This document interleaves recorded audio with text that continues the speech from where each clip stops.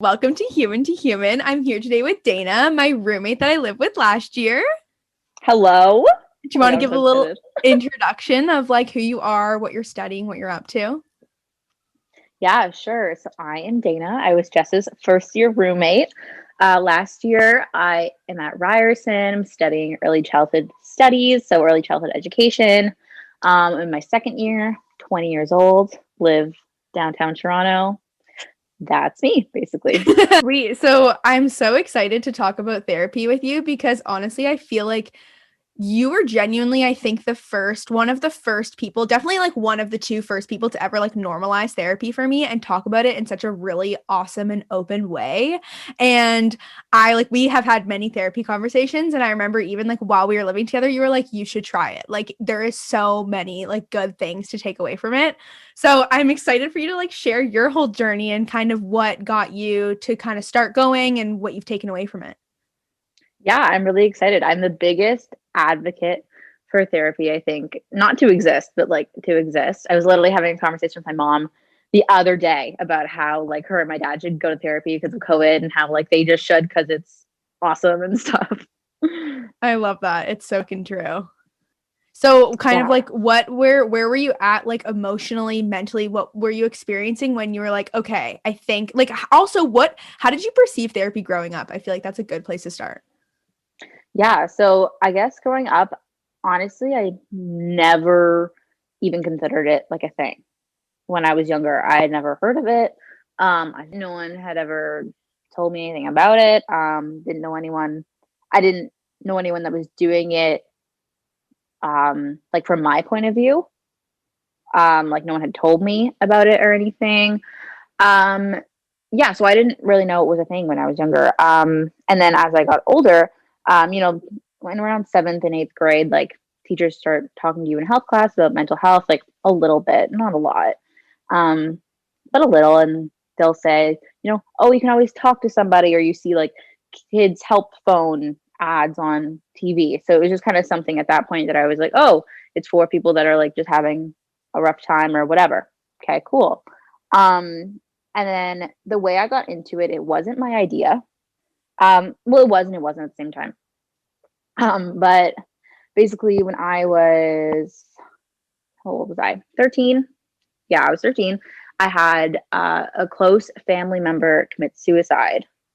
And it was very confusing for me. She had been mentally ill my entire life. She was diagnosed when she was 18, I guess. So for as long as I knew her, she was mentally ill, but I didn't know. My parents hid it from me, my sister. They didn't hide it, but it just wasn't something we talked about. It wasn't something they felt we needed to know. Um, she just kind of was like, it sounds bad saying it, but like the weird aunt, if Mm-hmm. that makes sense. Yeah. Like she'd come over, we'd get together with her and only her at Thanksgiving and Christmas, and it would be separate from everything else. And I later found out that was because she couldn't handle um, big gatherings, I guess. She was schizophrenic and bipolar. Mm-hmm. So it was really hard for her. Like, even my dad would tell me stories, later after she died that, like, even just like with him and his siblings and his mom, like, she couldn't do a dinner with all of them. It was just too much. So she'd come over separately and she would just like drink milk at dinner where like my parents drank wine Mm-hmm. and all my parents' friends drank wine. So I was like, she's drinking milk and I'm drinking milk, like interesting. Or like if she gave us like candy at Christmas, it was always like something kind of weird and we weren't allowed to eat it. And it was just Oh. kind of this like weird taboo kind of thing, but I never really asked. Yeah. Um, but basically, yeah, so I found out about that in uh, grade seven.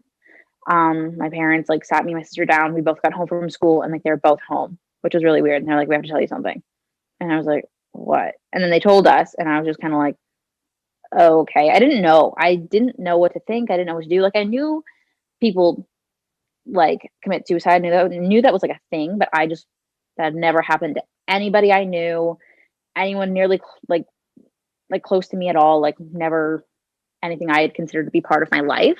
So when it happened, I didn't know how to react, and I was just kind of like, oh, okay. Didn't ask why. Didn't ask any questions. At this point, I still didn't know that she was mentally ill. I didn't know anything. Went to school the next day. Didn't sleep all night. Went to school. Broke down in class. Oh like wow. crying. I had to run out of the classroom, and then I told my like teacher, and he just like left me in the hallway crying. He was like, "Okay," and just like left. It was bad. Oh. But so my school didn't know how to deal with it. I didn't know how to deal with it. My parents didn't know how to deal with it. We just didn't know what to do. We had a funeral, all that stuff, and kind of just life went on. But I was very emotionally and mentally fragile after for about a year. Mhm. I would cry on like the drop of a dime. Like if I was outside for recess and like, the guys were playing soccer or whatever, and the ball like just hit me in the ankle, just like by mistake. It didn't even hurt. I would just start like crying. Like I was holding myself together with like tape and glue. And I didn't know what to do. I wasn't sleeping at all. Wow. Um, yeah, I would sleep in my parents' room sometimes, like on their floor. But I still wouldn't sleep. I wasn't eating. I was not doing well. And I didn't know what to do. I didn't know how to ask for help. This had never happened to me before. I was always like the smiliest kid ever. All my teachers called me Smiley. Like I was always happy go lucky. To the point where I had teachers coming up to me in the hallway at school who weren't my teacher anymore, asking me what was wrong because they had Oh. noticed that I was different. And it was just crazy. I didn't know what to do. I don't Yeah. know what to do. This has never happened to me before. It's never happened to anybody I knew.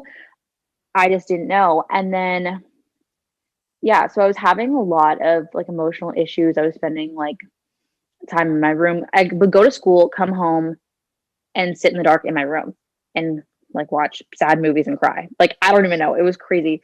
Um, so my parents kind of started to notice that I was acting weird. Um, and it didn't but they didn't really say anything at first. I think they were just like monitoring me. Um, but I was trying to hide it pretty well from them. So when I'd go down for dinner, I'd like wipe my tears and like just try and like put on a face because I didn't like my dad was going through this as well. And I didn't want to like, I don't know. I kind of felt like I needed to be their perfect daughter that I'd Mhm. always been. I'd always gotten good grades. I was always never caused any trouble. I was always very happy and I was very easy. And I wanted to stay easy for them. Mhm. And so I kind of hid it from them. And then this kept going until about eighth grade. And then in eighth grade, I had my first panic attack, Wow. which I'd never had before. I didn't know what it was, but basically, I was at school, just like I think we had a substitute teacher. My grade was fucking nuts. I don't know if I can swear. I'm sorry. Yeah, yeah, you can. You Um, can. Yes. love it. My grade was nuts. So we're obviously just running around the classroom being insane. And I remember feeling really overwhelmed. And I was like, it's just really loud in here. And I was like, oh, and I was feeling really uncomfortable. And like everything felt really heavy and weird. And then the bell rang for recess. And I was like, fuck, I gotta get out of here. So I run into the hallway. I grab my friend from she's in the other class and comes out of her room.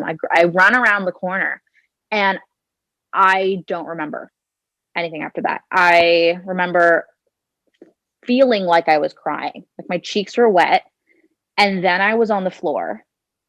And then an EA from another class, which is like an assistant for a special needs kid who knew me quite well, was holding me, is all I Wow. knew. She had like scooped me up and like had me in her lap and was basically holding me. And I don't know what happened. I don't know. From having panic attacks further in my life, I'm assuming I was obviously crying and I might have been screaming. I don't know. And basically I came to and the EA was like looking down at me and she was like, just come in the library. And I was like, okay. So she brought me to the library with my friend and I just kind of breathed and calmed down eventually. And then I was kind of felt fine after. And then the principal took me into her office and I was like, fuck. Cause I was like, I don't want my parents to know about this. They can't know Oh, about this because wow. earlier in I was going to say the semester, but we didn't have semesters. It was school. But earlier in the year, in eighth grade, I had not passed out, but like almost passed out in class because I wasn't eating. Oh. And they called my dad. And I was like, Uh, oh my God. And he talked to me on the phone because he couldn't leave work and was like, you're too smart for this. Like, why would you do that? Like, you're too smart for this. And he was quite like a tough love situation. yeah. And so I was like, oh my God, they're going to be mad. Like, they're going to call them at work. Like, they can't know about this. They can't know. So the principal sits me down and she knew me and she knows my dad because my dad's in the teacher. He's a teacher, so he's in the same board and stuff. So she sits me down and she's like asking me questions. And she's like, has this ever happened before? And I was like, yeah, yeah, it happens all the time. And yeah, I just lied my ass off. And she was like, do your parents know that this happens? I was like, yeah, yeah, they know, they know. She was like, okay. She's like, okay, just chill out in my office for the rest of the day. There was only like an hour left of school. And she was like, your friend can stay with you, just chill here till you go home. I was like, okay. And she never called them. And that was And it. they never found out. Yeah, and that was it. Whoa. And they That's never knew. fucking crazy. Yeah. It's crazy how they just believed me and didn't call my parents yet. They had never seen this behavior from me ever. But I was like, yeah, this happens all the time. And they were like, okay. Huh. Like, I look back at that and I'm like, you should have called my fucking parents. Are you Yeah. kidding me? Yeah. But that school was a goddamn mess. So yeah, that was the first time I'd ever experienced a panic attack. Looking back in my life, I can see other times that I had experienced anxiety. Like as a kid, like I hated restaurants. They were so loud. Like my face would always go really, really red, and I wouldn't ever really eat a lot at them. They were so loud, and like just certain things, I can just see certain things. But that was the only first time I'd ever had like a panic attack where I was like, I am not in control of my body. So basically, at this time in my life, I was having like I was depressed. I was having a lot of anxiety, and I don't remember how it happened, how the conversation came up with my parents. I don't think I brought it up. I think my mom brought it up to me. We were talking about, I think I'd finally said something. No, this is what happened. I remember now.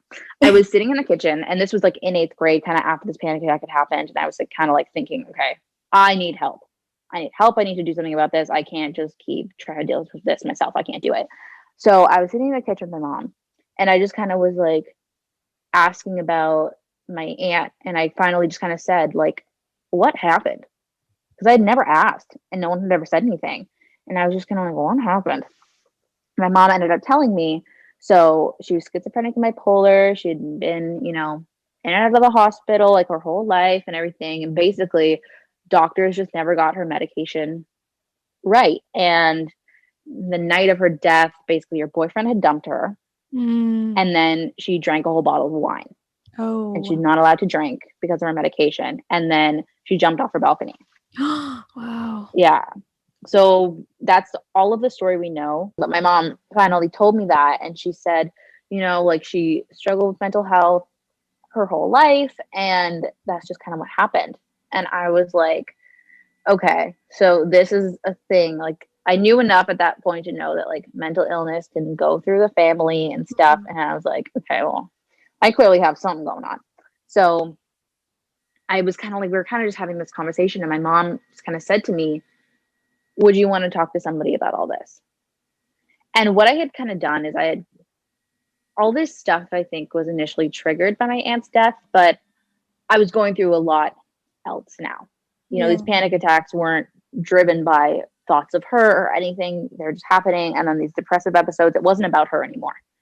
It was about just me and my own mental health. But I kind of used her death as a way to, I don't know, excuse what was going on with my parents. So I didn't want to be like, this is a me thing. I am broken.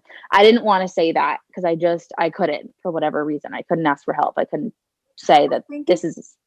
Yeah, Sorry. like I think it's hard when like I definitely experienced something similar with my parents where it's kind of just like something bad happens and it's like swept under the rug and then you just like don't talk about it. And it's like it's hard when, especially when you're in grade 8 too, because like my dad's dad passed away when I was in grade 8 and it was very much like swept under the rug. And like it's so hard because you're great. Like when you're in grade 8, you're still pretty young, but you know enough and you're mature enough about the world that you like know your parents are hurting and know your parents are going through a lot. So it's like you don't want to make it worse.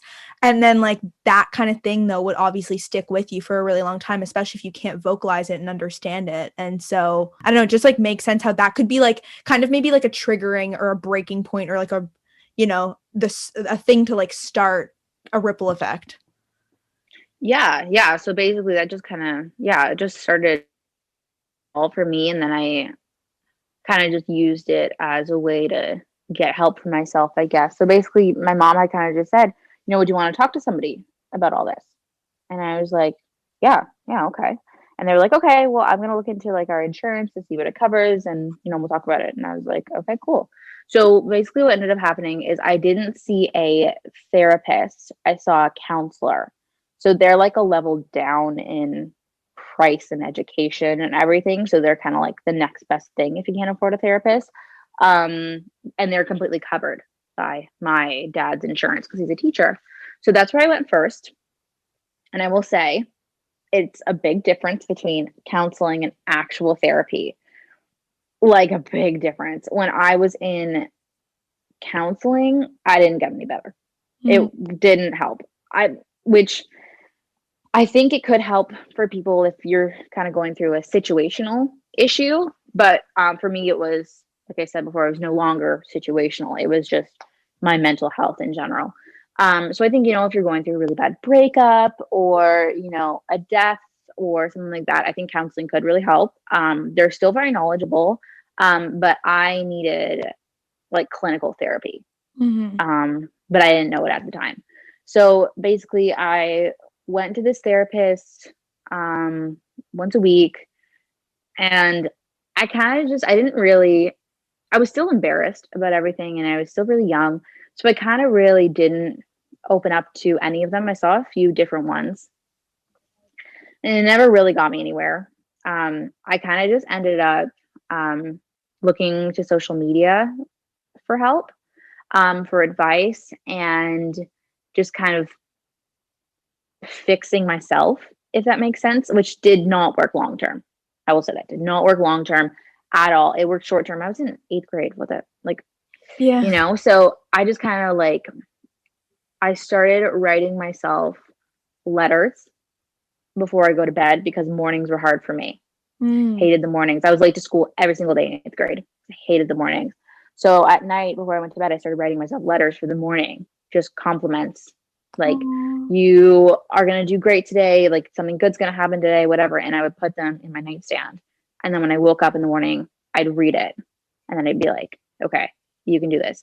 And that was something I picked up from social media, I think. But that's kind of what I started doing. And then things kind of just got a little better. And then I just kind of went on with my life. So that's kind of where everything started. And then I didn't have a lot of anxiety after that. Everything was kind of on pause. I still wasn't doing super well, still wasn't eating a lot. But I was just kind of like functioning at that point. And then high school came and things got a lot worse. My anxiety like spiked. And it was really rough. Basically, I struggled to make friends because I struggled to talk to anybody. Everything was really intimidating.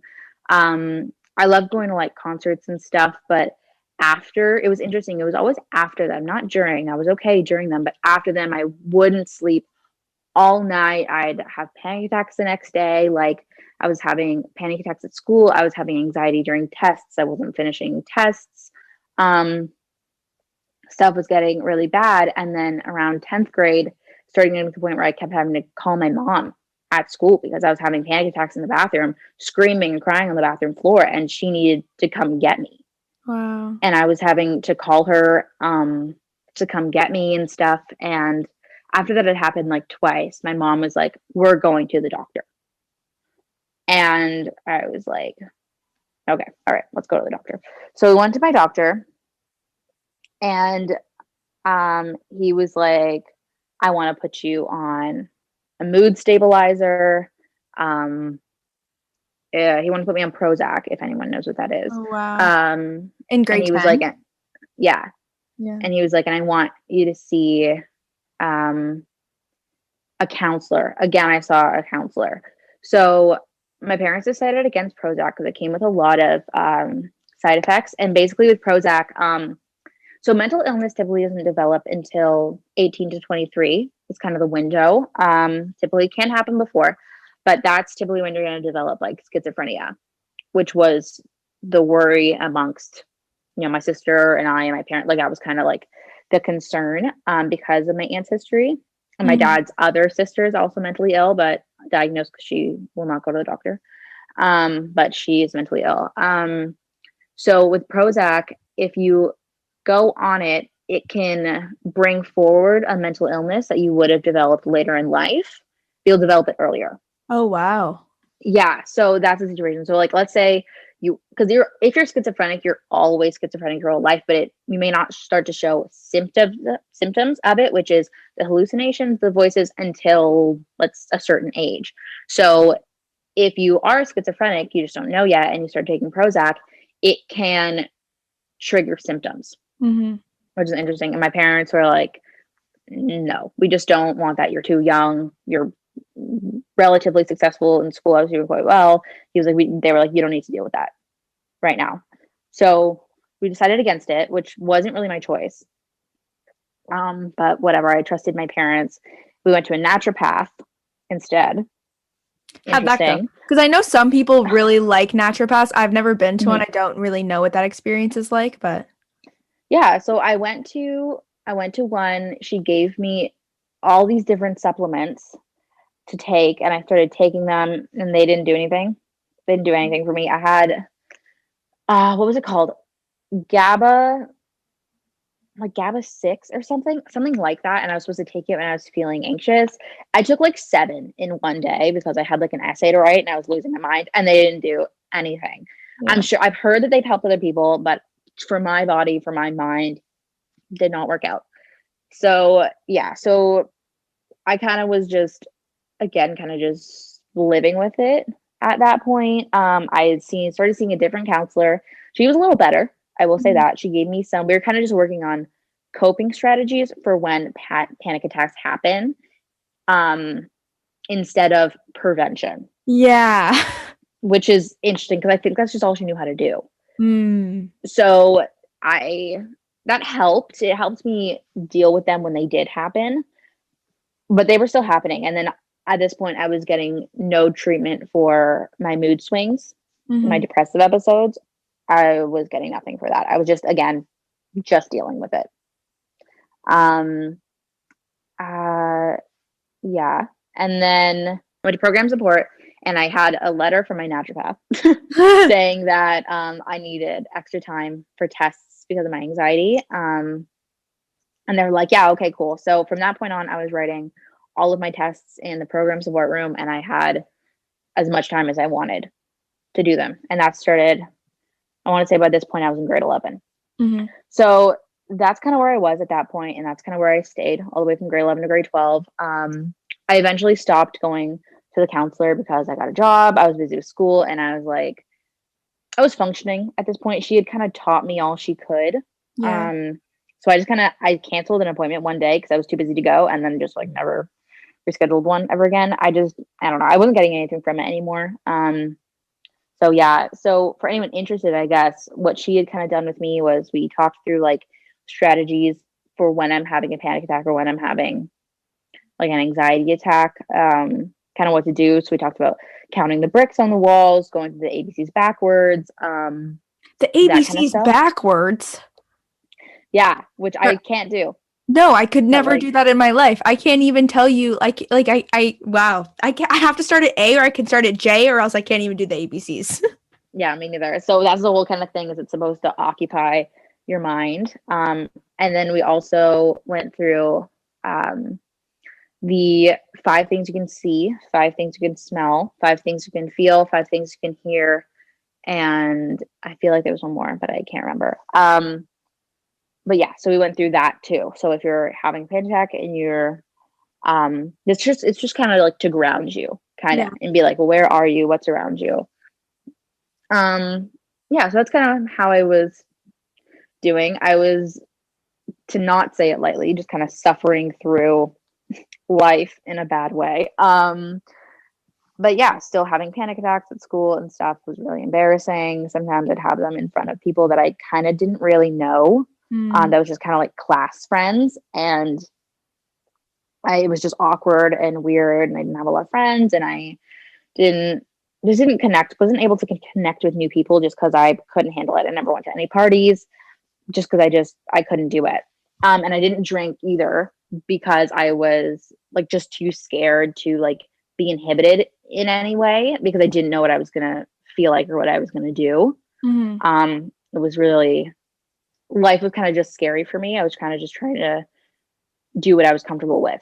And then I was kind of like preparing. It was grade 12. I was preparing to go to university. I wanted to go to university. I was trying to figure out where I wanted to go.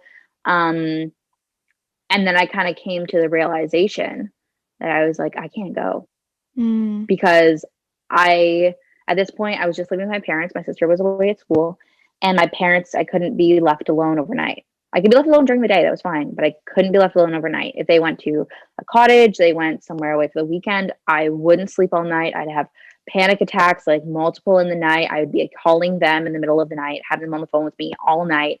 I couldn't do it. And I was like, well, I can't go somewhere new, live in residence with all new people. I can't do this. I'm not gonna be able to do it. So I kind of came to that realization, and I was like, okay. I was like, I need to figure this out because this is what I want to do. I am a smart girl. I want to be successful. I want to be able to, I want to get out of this stupid town and meet new people and have fun. I want to do the whole residence thing. I was like, I want to do this. This is something I want. This is something I think I need. So I need to fix myself, kind of. And fixing yourself is a bad term, but that's where my head was at the time. So I kind of ended up telling my parents, and they kind of knew at the same time that I couldn't go. Like, I mean, they knew, because I was pretty open with them at this point about, because I mean, I was calling them, I needed to, I couldn't do it alone. So we kind of just sat down, and I was like, I think I should just take a year off because, I can't do this. And they're like, yeah, we support you. So that whole thing was really embarrassing for me in general. And looking back on it, there's nothing to be embarrassed about. So many people do it for so many different reasons. But I was just like so embarrassed. It's really crazy to hear. I'm so happy we're sitting and talking about all this because it's so crazy to hear kind of like, because I know bits and pieces, but it's really interesting to get the full story. But think about, because so much of it reminds me of different experiences we had in first year together. Like when you said concerts, you would enjoy them, but go home and then you wouldn't be able to sleep. And I know that would happen like when we'd go out and we'd party, you'd come back and then your body would just like not be happy with you. And I think it would be just like the drastic difference between the two. And even like, you should be so proud of yourself for how far you've come. Dude, literally quarantine hit and like you spent so much time by yourself in the apartment. Like all of us literally left. And like the fact that like, I'm excited to hear kind of like what you discovered in your gap year. And I'm sure I know little bits and pieces here and there, but just like how far you've come from where you were then to where you are now is insane. And like, I'm also like, it makes sense. I feel like times of change would be even more heightened and just anxiety inducing. Cause like, holy shit, when shit hits the fan, like COVID or even just moving into a new residence, like I remember how hard it was to adjust when we first moved into our apartment last year. Yeah, I've come, I don't even feel, I feel like a completely different person from the person I was. Like I was, oh my gosh, like I was just so different. I was so struggling to be a social being, which is so unfortunate because I love people and I love having fun. And like, I just remember like just the so many times that I was literally like physically ill. Like I used to throw up all the time because I would get so physically sick from being so anxious, and it was so horrible. And now that hasn't happened it's been 2 months, but before that I was going on a streak of like 6 months, which is insane because that was like a weekly occurrence. Yeah. So basically I took a year off. I got a full-time job. I was working 2 jobs at this point. And I was like, okay, take a year off. I'm going to make my freaking money. And I'm going to take care of myself. So at this point, I was talking to my mom and I was like, okay, I want to get like some real ass therapy. Like I need this real shit, not this counselor ass shit. And they're like, okay. So my mom did a bunch of research and talked to some friends. She has a really close family friends. Their daughter was also having a lot of issues and was seeing a therapist. And they were like, we've looked into so many different clinics. Like they are top notch. Like go to them. And we're like, okay, sold, done. So it's really expensive. It's $280 or to $320 a session, and that's an hour. Wow. Yeah, so it's really expensive. My insurance from my dad, because he's a teacher, covers 8 sessions. So I had 8 free chef sessions, and we couldn't really pay for any more than that. So I was like, okay, this is what I have. I have a time crunch to do this, to fix myself was kind of my whole mindset. I was like, okay, let's go. I'm here. I'm going to put all the work in. I'm going to do this. So I went to this therapist. My first one I had, she was a woman. And I just kind of gave her my whole backstory. I gave her my goals, which was I want to be able to go to school and not have to come home a month later. Basically, I was like, I want to conquer being alone. I want to, just get over my anxiety. So at this point, my whole target was my anxiety. My mood swings and my depressive episodes kind of just went on the back burner. I kind of myself just kind of diagnosed that as being an angsty teen. And I hadn't really visited that. That kind of just went in the back, which it shouldn't have. But we'll get to that. So basically I think I ended up doing 9 sessions for this woman. I had homework every single time. I saw her about every 2 to 3 weeks because I would spread it out over time because they were so limited. So I just kind of spread them out. But basically, little by little, we worked through a diagnosis initially. She thought I had separation anxiety, which is typically only seen in babies and like young kids. So it was really weird because I couldn't be left alone without my parents overnight. But that just didn't end up fitting the bill. We figured out, we were just like, you know what? No, it's not really that. So she diagnosed me with panic disorder and generalized anxiety. And we just got to work. So basically what we had done for me is we just kind of started going through the strategy of what's real and what's not. When I was feeling panicked, when I was having an anxious thought, I had to physically write down the facts of what was happening and my perception of what was going on. I'm trying to think of an example. Yeah, okay. So I went to a dermatologist and I have rosacea, but I wanted to see if there's anything I could do about it. So I went to this dermatologist by myself because my parents were at work. And I went, whatever. I'd never been to a dermatologist before. It was a private clinic. And I saw him. He gave me some prescriptions. And when I go to my doctor's office, he prints the prescriptions in the room with me and hands them to me. This doctor didn't do that. He was like, okay, bye. And what I didn't know is you have to get the prescriptions from the front desk, the ladies at the desk. And he said, bye. And I was like, okay, bye. And I was like, I don't have these prescriptions. And I left. Oh. I was like, I don't know what to do. I'm leaving. And I just left.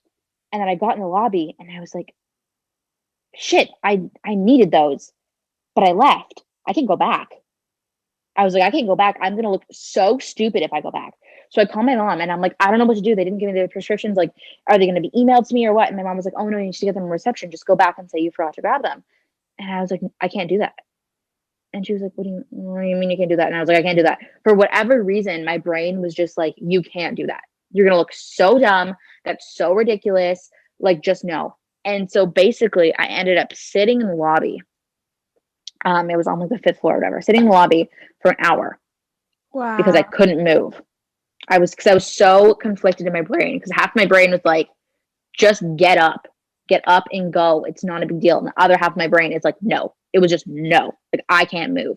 So I'm sitting there in the lobby and I sat there for an hour trying to just move my body. Like I couldn't even move. And my mom's calling me and I kept declining her call because I couldn't even talk to her. And then my boyfriend at the time's calling me and it's like, do you need me to pick you up? And I'm like, no, because I was just so embarrassed and I didn't know what to do. So eventually in that situation, I was like, okay, get a hold of yourself. And I ended up doing, my perception of what was happening versus the facts of what was happening. So the facts are I left without the prescriptions. I need the prescriptions. I can get the prescriptions. I need to ask for the prescriptions. That's what was going on. My thoughts were, I'm going to look dumb. They're going to think about this for the rest of the day. It's like a walk of shame. Mm-hmm. What if they don't have them? What if they were emailed to me and I can't check my email because I don't have data on my phone? I'm going to look so stupid. And then I just had to go through it and I had to rationalize myself. And I was like, you don't know these people. Whether they think you're dumb or not doesn't matter. Mm-hmm.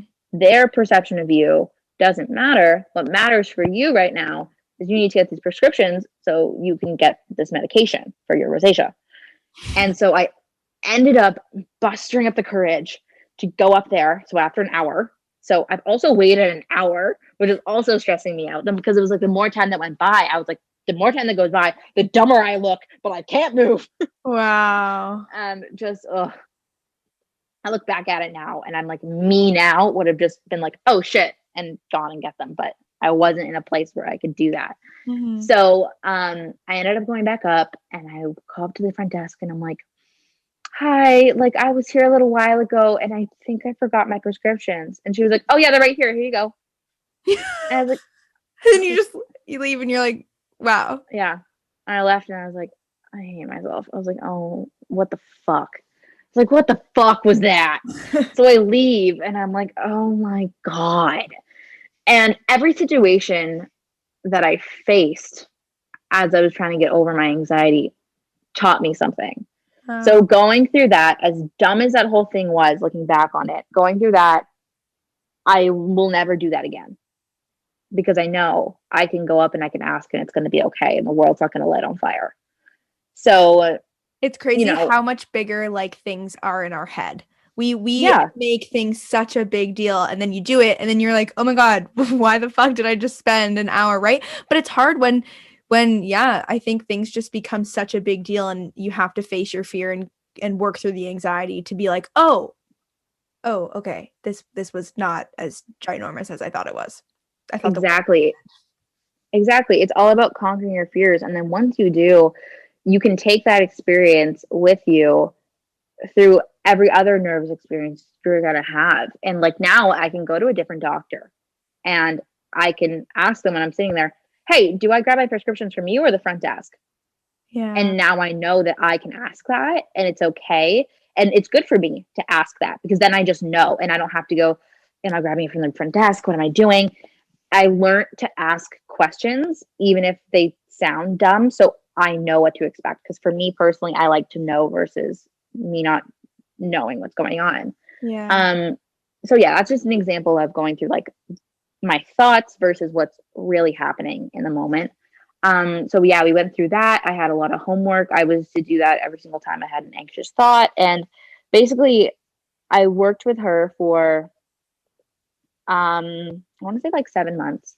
And I got a prescription from my doctor for lorazepam and then for clonazepam because lorazepam just wasn't really doing anything for me. And that was basically, I would take that if I was going to stay by myself overnight and it would just like knock me out to sleep. Or I could take that if I was having a panic attack or an anxiety attack kind of after, and it would just kind of relax me. And that was kind of for emergencies kind of situation, take as you need kind of thing. So that's kind of what I was doing. And I was going through that year. I'd gotten a boyfriend for this first time. And I was experiencing new things with that. We were going on trips together, which was kind of and totally new for me. I'd never, done that without having my parents there or whatever. So around February, we went to Ottawa and stayed 2 nights in an Airbnb. And I was nervous for this because I was like, okay, this is the first time I'm going to be overnight away from my parents.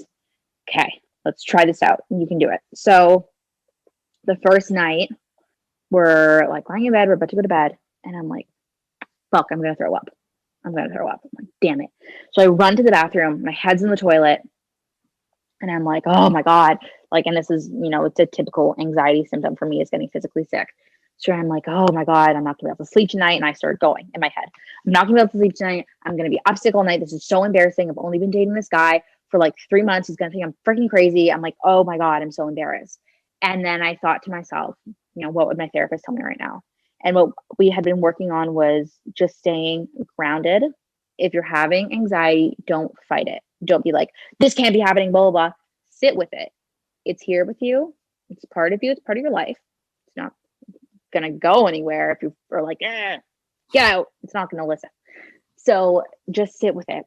Sit with it. Find peace within it. Sounds insane, but it's was true. what I was working on. Yeah. And so I was like, you know what? I'm going to do that. And I was like, this guy's really nice. I thought at the time, but whatever. Um, I was like, I can do this. So I get up, I go sit on the bed, and I'm like, I am having an anxiety moment. I need a second. And he's like, okay, what can I do? He's like, can I like put my hand like on your leg or something? And I was like, no, don't touch me. I was like, don't touch me. I was like, thank you so much, but please do not touch me. Pretend like you're a corpse, please. And he was like, okay. So I sat up in the bed, I sat cross-legged, and I had found that the scent of lavender was really nice for me for whatever reason. So I had this hand cream that I had made from some lavender essential oil and just some unscented hand cream.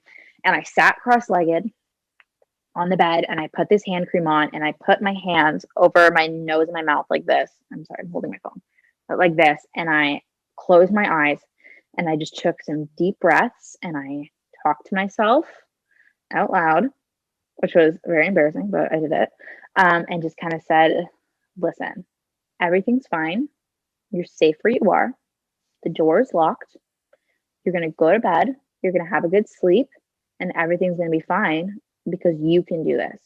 You sleep in your bed all the time. It's a bed in a different place, but it's still a bed. There's nothing wrong with it. And I feel like that took me like 10 minutes to kind of just ground myself. And then I went to bed. Wow. And it was crazy. And I woke up the next morning and I was like, holy shit, I did that. Oh. I was like, oh my God, I did that. And I was like, it was such an like crazy moment because I hadn't ever done that.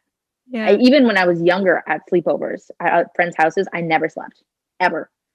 And so for the first time in my life, I slept somewhere that wasn't my bed at home with my parents. And I was like, oh my God, I'm an adult. And it was the first, it was the first glimpse of I can do this. Oh, wow. And I was like, oh my God. So I went to my therapist and I told her about it. And from there, we just kept going. And it was just kept conquering every little thing that I hated doing, talking on the phone. We're conquering that next, answering the door, conquering that next. And we just kept moving forward. And I just kind of got more comfortable. And I was going longer and longer and longer without having a panic attack. And my parents were going away for one night, 2 nights, and it was getting better and better and better. And to the point where they would go away for 2 nights and I would sleep both nights. Nice. And I was like, felt on top of the world. And I was so proud of myself. So I stopped going to the therapist once my money ran out, I guess, because I had printouts of information from her and I could take what I had learned. And I was like, okay, I'm good. I can move forward myself. I can do it. So I was still having panic attacks sometimes. They were very situational though, in a way that made sense to me, which I was okay with.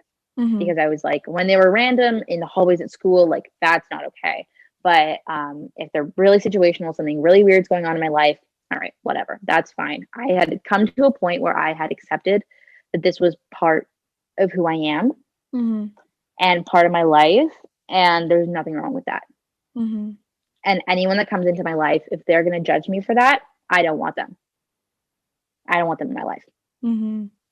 So that was kind of where I was at. And I was getting ready to come to school. I had applied to Ryerson. I picked out, my res. I had found out my roommate was going to be Jessica McDonald. I stalked her on Instagram and I was ready and everything was going really well and hadn't had a panic attack in a long time and whatever. And then it was about 4 days before I was about to move. And me and my boyfriend at the time, things were not going very well with us because I was moving away. He wasn't. There was a lot of underlying tension, very messy. And basically, he came over. We were going to go to the beach. And I am a person that, I'm working on it, but I had a lot of body issues. I didn't go to the beach for like years because I just didn't want to wear a bathing suit. It wasn't my thing. And I was trying to find a bathing suit that had fit me, but I had gotten on birth control and my boobs had blown up like watermelons and I didn't have one that fit me. I didn't have one that I felt good in. And I started to feel really, really panicked. And so I laid down in bed, and I was just lying in my bed in my room. And he didn't know how to deal with it, I think. I'm not going to blame it on him. I would never do that. But we're sitting in my bed, and he's like, come on, like, we got to go. Like, it's a decent drive. Like, what are you doing? And he was just kind of like, what I felt was I was being like nagged, and I needed a minute, but I didn't know how to say I needed a minute. And I just kept saying, I don't know what's happening.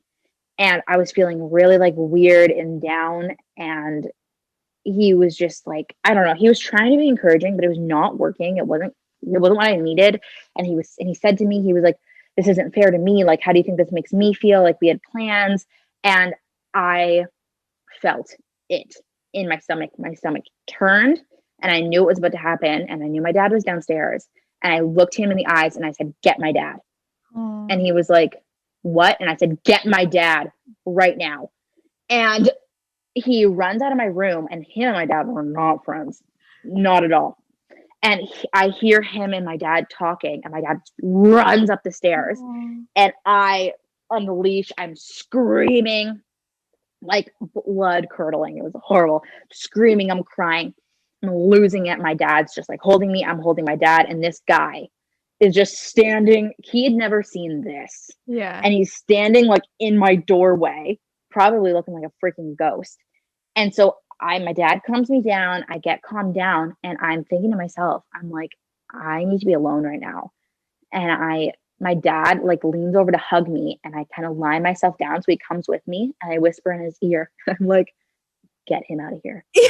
I was like, get him out. And our relationship was at a very rocky point at this point. It was very bad. Things had been bad for a while. And my dad's like, okay. So my dad asked him. I can just picture your dad, you and your dad just having a moment. He's like, I got this. I got you. Yeah. And I was just it was so awkward. I'm dead, but I'm dying about it. But yeah, so my dad takes him out in the hallway and is like, after this happens, like, she likes to be alone and whatever. So he's like, oh my God, okay. And leaves. And it was so awkward. But basically, I spent the rest of the day in my bed in the dark, took the medication, and yeah. But I mean, it was what it was. It happened because I was moving in 4 days. I was nervous. It was for a reason. And I was like, you know what? Like, whatever. I feel like there were so many factors, like underlying issues with your relationship too. Oh, yeah. Being triggered by going to the beach. Like there's a lot going on. Exactly. I wanted to break up with this guy, but it just wasn't, I didn't know how to do it. I still loved him, whatever. There was a lot happening, and it was just a really overwhelming moment. But after, because what used to happen was I would have panic attacks, and then after I'd cry, and I'd be like, I hate that this happens to me. I hate this. I don't want to be this person, blah, blah, blah, blah. And I would be so hard on myself and just make it all worse. But after this, I just laid in my bed in the dark, and I just focused on calming myself down. And I had just learned to really find self-love and to really just be like, that was okay. Yeah. That happened because you were dealing with all these different stress factors. You had a moment, you're calmed down, and that's it. Mm-hmm. And that's really where improvement kind of was for me, was learning to be okay with it, learning not to fight it, learning to almost find comfort in it, to be like, that was something my body needed. I've been nervous about this move for 2 months, and I've been thinking about this breakup for like 2 months, and here we are. And then, I moved on with my life the next day. And then I moved. Yeah. And I moved no problem. And I slept my first night in that res, no problem. Crazy. And yeah, so that's kind of where my anxiety was at that point. And I mean, yeah, just coming to peace with it, which I wouldn't have been able to do. I would not have been able to do that, to learn to do that without going to therapy. I needed help. Yeah. And I owe my life to that lady. I don't even know her name. I'll be honest. You don't? Oh, that's so It had so many letters. Oh, okay, I don't know what it was. That's so funny because I feel like we always refer to like we are very aware of your therapist's name, and we always talk about like I always say my therapist by her name. Whenever I do podcast episodes, I'm like, you can't say her name, Jess. But so yeah, funny. That's so funny. So I was doing well. I was okay. I was still having a few panic attacks at school, like orientation day for my program. I had a panic attack and I had to leave. But that was okay. It was fine. It was very overwhelming. And yeah, I was just kind of dealing with that. And then, you know, flash forward, a lot goes on. First year of university, stress. I was having, you know, a lot of emotional breakdowns. I was fighting constantly with this guy I was with. I was still with him, and I was fighting with him a lot, and it was Christmas break, and our whole relationship just like came to a head. And I don't even know. I was trying to figure out what to do with all of that. I just wasn't doing well emotionally. I was having a lot of breakdowns. I wasn't myself. And my mom ended up saying to me, she was like, you should go back to therapy. I think you should go back because you're not yourself. She was like, you're not yourself right now. I've never seen you act like this. I was so moody. I was like, not aggressive physically, but like just agitated. I was upset. I was crying all the time. I just like was not doing well. And she was like, I think you should go back. And I was like, okay, yeah, I'm going to go back. So I looked up my lady that I typically went to, and she wasn't, practicing anymore. And I was like, oh, shit. And I was like, okay. But the office that I had gone to also had a location in Toronto, downtown, 10 minutes away from my apartment. And I was like, sick. I'm going to meet with one of them, see how it goes. So I met over Christmas break with this therapist who I will not name, but I do know his name this time. And we started working together, and we, talked through what I was going through with this relationship. He helped me with that. And now, yeah, I still talk to him. For me, it's an extra person to talk to. It's a person I don't know. It's a person I don't have to worry about, like, having a negative perception of me. Yeah. It's not like he's my best friend. It's not like he's one of my parents. Like, he's a stranger in a way that I can just be so open and honest with, that because I don't have to worry about how he feels about it, because he's being paid to do this. Yeah. I don't have to be like, oh my God, I'm talking his ear off, or oh my God, he probably thinks I'm so annoying, or oh my God, he's not going to want to hang out with me anymore, or oh, he's going to be like, oh, he's going to lose sleep over whether I'm doing okay or not. Fuck no, okay? So it's just someone that I'm not connected to any other way other than I pay him to listen to me bitch. And it's great. And I just find it's an awesome outlet, because if you're having negative emotions, negative thoughts, negative life experiences, to talk it out and get it off your chest is so important. Even if it doesn't change your situation or change what's going on, releasing all those pent up thoughts is a cleanse in a way. And I think people don't totally believe that until they do it. Because I've said that to a lot of people, because again, I'm the biggest advocate for therapy to ever exist. And people are like, that sounds so stupid. And I'm like, bitch, I know. Literally. I know. It's so crazy, but it's actually life-changing though. Like, you told me how impactful it was in your life, and like planted such a seed in my brain. And then as soon as I started to experience it, I was like, holy fuck, I know exactly what Dana's talking about. This is literally changing my life. My girl will freaking, I was about to say her name. She'll like, I swear I'll be going to her forever, like, or as long as I can, whenever I need, because it's so crazy, the feeling I have entering therapy. It's like so shitty. So like, there's so many things on your chest. There's so much stress. There's so much like stress, like all in your chest, and just tightness and badness. And I leave and I'm like, like, wow. Like, it's do this. A release. Yeah, it's such a release. Sometimes, oh my God, sometimes I find though, after therapy sessions, it's so emotional that for the rest of the day, I'm like, oh my God, I need to just check out. Yeah, it depends how deep you're going, but it can definitely be tiring at points, but that's okay. Again, like, we all need to grow a patience with ourselves. And if you need a break, take a break. Yeah. If you can't do today, don't do today. If you need to call in sick to work because you don't feel like you can, be the hi, how are you today person, then do it. We aren't robots. We are people with deep, meaningful feelings, and it's okay to acknowledge them. It's okay to have them. And the more people try and just put on a fake smile and fight through shit, the worse it's going to get.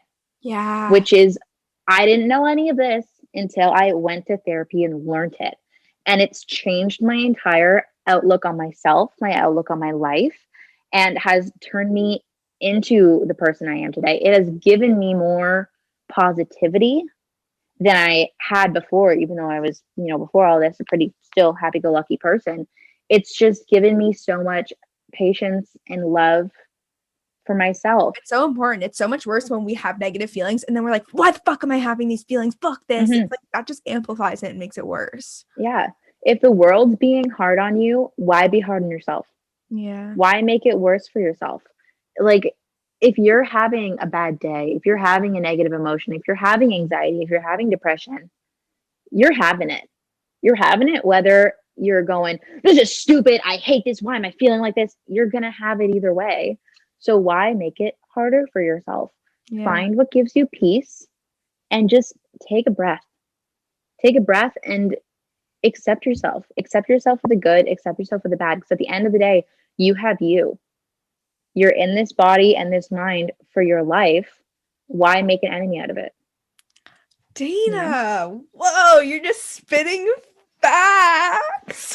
Facts left, right, and center, bitch. Oh my God. I'm so happy that we had this conversation and recorded it and people are going to get to listen to it. And I hope that people will take so much away from this. I feel like I'm just making up November. Like the theme of my podcast is therapy and mental health. Love it. I did one episode by myself. I had one episode from a girl I actually went to middle school with who barely went to school in middle school because she had a lot of mental health issues and like how she worked through that. And now this, like, I just feel so lucky to talk about all this stuff. Yes, it's so great to talk about. And the more we talk about it, the more we normalize it. Because I think back to myself in 7th and 8th grade, hiding my panic attacks from my parents, hiding my depression from my parents. And if I had seen in the media, on TV, like on podcasts or whatever, people talking so openly about this, I would have known how to help myself. And I probably would have done it sooner. If someone had said, hey, what you're feeling is okay, you're not crazy, that would have gone so far with me. So to anyone out there who is listening, who is struggling, you are not crazy. You're not insane. You are a person. We have issues. It's who we are. And there's nothing wrong with that. It doesn't make you worse than other people. It doesn't make you a freak. Some people don't have anxiety. Some people don't have depression. But if you do, you do. That doesn't mean you're less than them. It doesn't mean you matter any less. It just means some things might be a little harder for you, but just believe in yourself, and that's where it starts. And, for me now at this point, I have talked thoroughly through all this with my family doctor. They're very aware. My therapist is very aware. My parents are very aware of everything. At this point right now, I'm on an antidepressant and anti-anxiety medication. It's all in one medication that I started just a few months ago during the summer because COVID was getting really hard and I was having the worst depression of my life. And I've worked with my doctor about getting the dosage right for me. And I feel better than ever at this point with my mood swings that don't really exist anymore. Honestly, I have bad days. Everyone has bad days. You're always going to have bad days. It's not a happy pill. It's not how it works. But it's just about, getting to not a crazy low point. And my anxiety is really manageable. I can do a lot of the things I was never able to do. And there's nothing wrong with therapy. There's nothing wrong with getting help. There's nothing wrong with being medicated. I'm a medicated person. I probably will be for the rest of my life. What's wrong with that?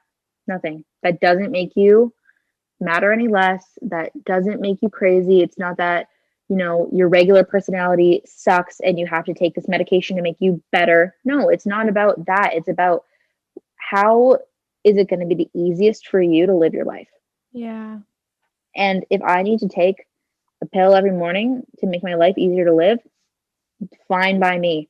Some people are deficient in vitamin B and they have to take a vitamin B pill. Are they crazy? No, No, great fucking example. it's no different than a vitamin. It's no different from something like that. It's really not. Mm-hmm. So that's my spiel. That's my Damn, speech. you just need a mic drop after that. That was so good. Thank you so much. Oh my God, I'm so happy you came on to have this conversation. Yes. Is there anywhere Human to people human. would human to human? Is there anywhere you'd want people to follow you as well on Instagram or social media of any kind? Oh my God. Yes. Follow me on Instagram, Dana McMahon, Dana_McMahon, I guess.